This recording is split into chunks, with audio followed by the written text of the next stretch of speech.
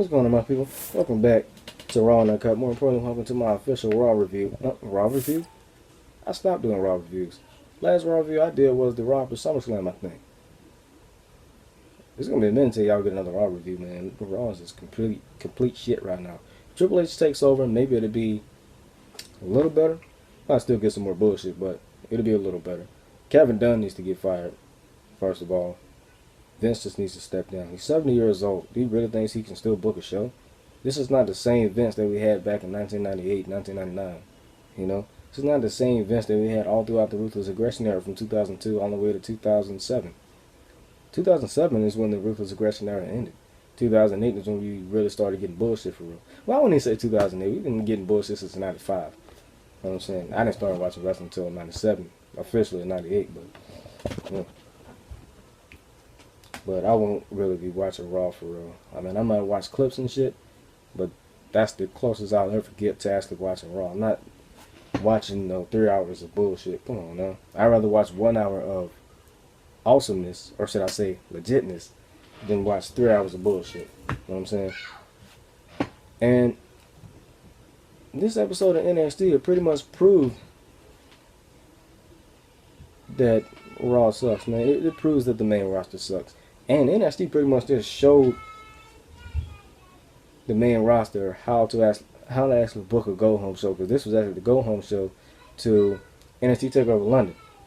NXT Takeover London is actually next Wednesday. You know what I'm saying?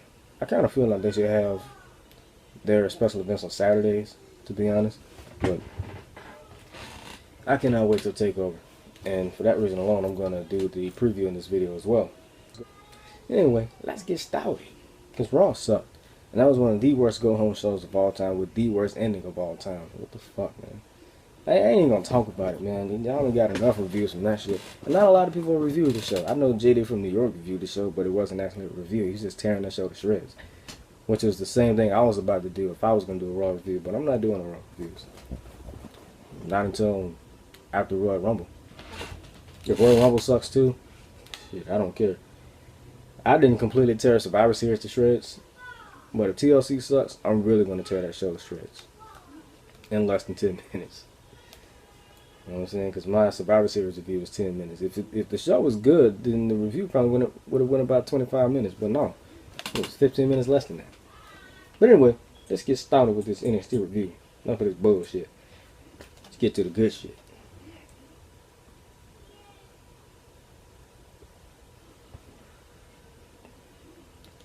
Man, this shit feels so good, man. I went to the store and they bought out all the goddamn chai flavors. That's my favorite flavor. I ended up getting the tobacco flavor, the original. I like those too. They taste like popcorn. They don't taste like actual tobacco. Anyway, we start off the show with Big Cass and Enzo versus some Dash and Dawson knockoffs. As I like to call them, because they look just like them, not in the face, but when it comes to wrestling gear, they look just like them. You know, the jean vest and shit, the trunks, the boots, which have, they ain't even the same color as the damn trunks. That's the thing. You know what I'm saying? And the funniest part about that, about me calling them Dash and Dawson knockoffs, is as soon as I said that, here comes Corey Graves on damn commentary saying these two look like bootleg Dash and Dawsons. I'm like, dude, he really said that shit? And that had me thinking of Excess Money's Walking Dead walkthrough. When, I don't remember which part it was, and I don't remember the names. Especially the main protagonist. You should always remember the main protagonist's name, but I don't remember his name. But the main protagonist is black, and that reminds me. And the guy that he was talking to was white. And the white dude said, don't you know about this lockpicking stuff? I think that's what he said, I'm just paraphrasing. Don't you know about this lockpicking stuff? He said, why would I know about that? Chase says, cause he's black. And then the white dude says, well, cause, you know, you're urban. He's like, oh, he really said that shit? And that's exactly how I felt, because I said the same thing when I watched that. I felt that same exact way. He really said that shit, and urban is another term for black. And, you know, that black people know a lot about breaking into people's houses and stealing shit. You know what I'm saying? But anyway, Big Cass and Enzo defeat said knockoffs and then cut a real strong promo afterwards, which really got me invested into this tag title match. And I think this match is going to be fucking awesome. And when they came out, they didn't do their usual New Age Outlaws intro. So yeah, they came out like real serious, you know. And the look on Big Cat's face, I mean, he legit looked mad, you know. But anyway, after that, we got a Dana Brooke and Emma interview. Then why they fired Devin Taylor though? Why they fired her, man? That was fucked up. She was a good ring announcer. She was a good backstage interviewer. Why do you have to fire her, man?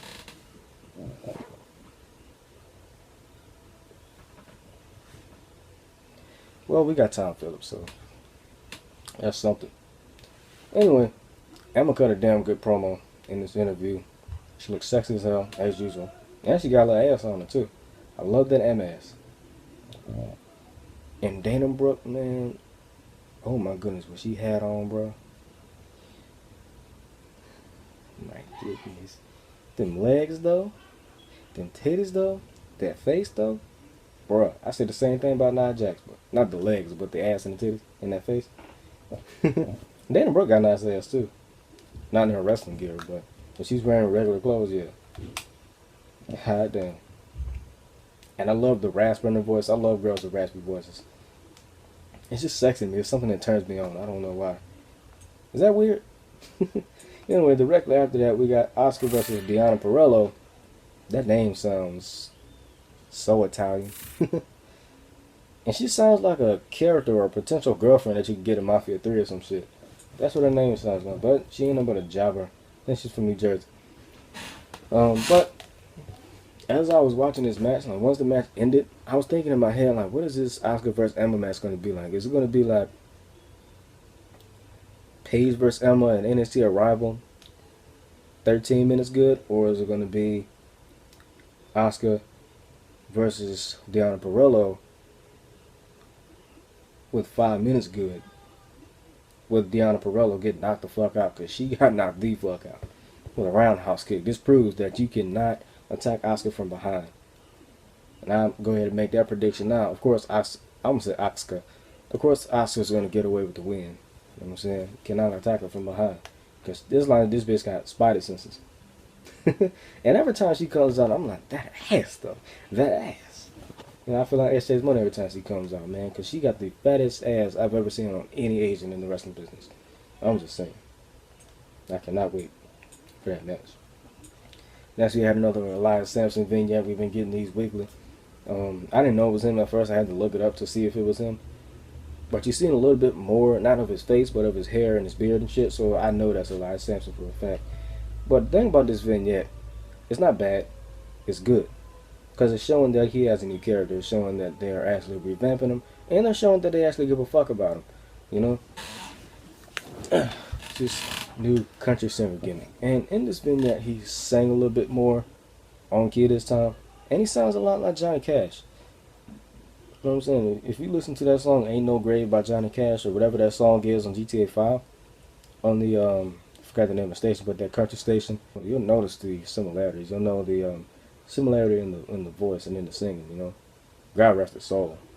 I think Johnny Cash passed back in the 90s, I think. He was born in the 30s, so I think he passed in the 90s.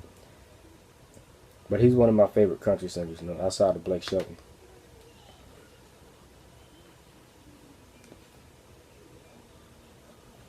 But I, for one, cannot wait until he debuts. He did debut at a live event, but next we got Hot Bros versus Blake and Murphy. What the fuck did Blake have on? Now I know the difference between the two. Because Blake actually has his name designed on his ass. Not that I looked at his ass. I mean, I was trying to figure out which one was which. Because sometimes I just forget. But Hot Bros win this match, and Mojo Rawley is actually growing on me, yo. Because at first, when I first started watching NXT, I hated Mojo Rawley. I hated his gimmick because it was so generic, you know.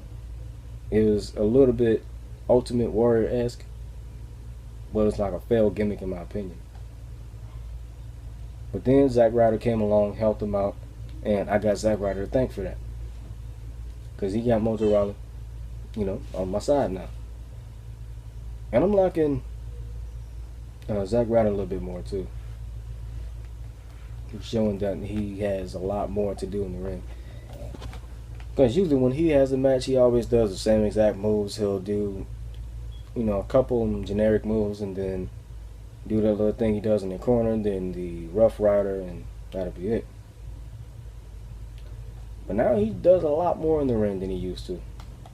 Next we had Bayley versus Peyton Royce. I love Peyton Royce. That gimmick though, I mean not the gimmick, the entrance. That entrance is so generic. The theme song is so generic. She comes out smelling the flower and shit just.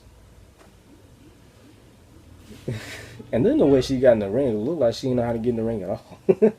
It looked like she was trying to do what Alexa Bliss does, but it doesn't matter. You can talk shit about her entrance, you can talk shit about her gimmick, you can talk shit about how she gets in the ring, but when she actually wrestles, you eat that shit right up. Because she can wrestle her ass off. She actually took Bayley damn near to her limit, you know. This was pretty damn good. I loved it. And if they actually think about taking Peyton Royce seriously, why not start now? But of course, Bayley wins with the Bayley to Bayley. And then Nia Jax and Eva Marie comes out. And this is when it kind of got interesting. The promo was generic, but it was good at the same time. Only thing I got to say is Nia Jax needs to work on her promos, just like Roman Reigns. She can act. Oh, for sure, she can act. But her mic work, it needs a little bit of work. I'm looking forward to that match. And then after that, we had the main event. We had Finn Balor and Apollo Crews versus Samoa Joe and Baron Corbin. Good match. Apollo Crews, and towards the end of the match, Apollo Crews and Baron Corbin started fighting towards the backstage area. And we're left with Samoa Joe and Finn Balor. Finn Balor gets choked the fuck out. Spit coming out of his mouth and all, which looks nasty as fuck, but it adds insult to injury, which is the best part about it. And I cannot wait for this match at Takeover. And the show ends with Samoa Joe holding up the belt. Now I'm going to get to the preview. This shouldn't go too long. It's only 5 matches. So the first match is Apollo Crews versus Baron Corbin. I give this one to Baron Corbin because since R Evolution, I think R Evolution was the only time he won at an NXT special, right? But it's been a minute since he's actually won at a special event, so I'll give him this one. And this would actually end Apollo Crews' undefeated streak.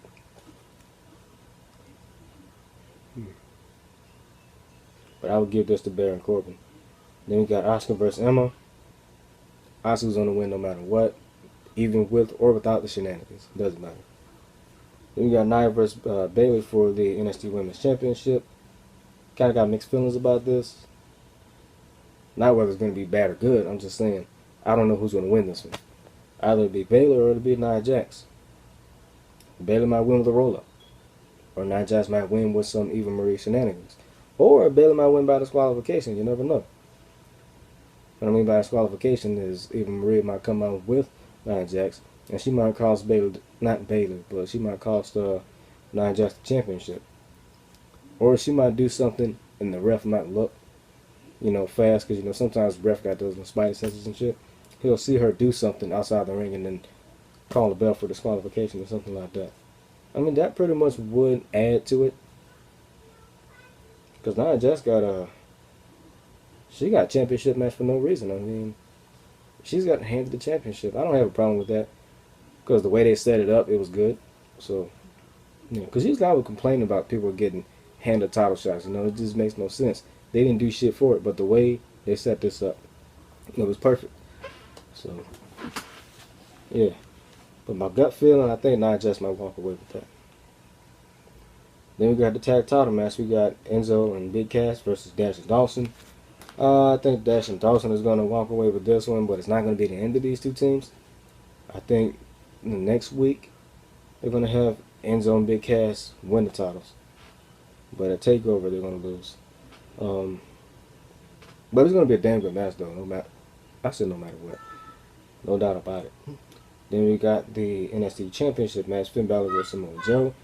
I got Balor winning that. It only makes sense because why would Samoa Joe win the title if he's just an enhancement talent? I mean, he's just there to put over talent. And by the time he goes up to the main roster, that's when he'll start winning championships and shit. Kind of like Rhino, even though he ain't won a championship yet. But when Samoa Joe does go to the main roster, where does that leave Finn Balor? What I think is going to happen after this feud ends, I think Balor's going to enter a feud with Hideo Itami. When Hideo Itami comes back, Hideo is actually going to reveal who actually attacked him. And it's not they're going to actually have two cameras in the back. Something like that. Nah, that wouldn't make sense because they only have one camera back there. Forget I said that. But Hideo would reveal who actually attacked him. I don't think Balor would work good as a heel. I mean, he looks like a heel with the jacket he comes on. He comes out flashing the belt and shit. So yeah, that'll be real good for this feud. I'm gonna go ahead and wrap this up like a condom. Been a while since I said that, but we're gonna wrap this up like a condom. I'll see y'all in the next video.